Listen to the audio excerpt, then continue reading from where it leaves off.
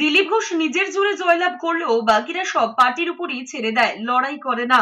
New টাউনের eco পার্কে প্রাতঃভ্রমণে এসে দলের প্রার্থীদেরকে এমনই ইঙ্গিতপূর্ণ মন্তব্য করেছেন দুর্গাপুরের বিজেপি প্রার্থী দিলীপ ঘোষ। তিনি বলেছেন, তৃণমূল ভেবেছিল বর্ধমান সিটটা এমনি এমনি জিতে যাবে, লোককে চমকে ধমকে গুন্ডাগিরি করে জয়লাভ করবে, কিন্তু প্রথম থেকেই দুটোতেই তিনি বাধা দান করেছেন।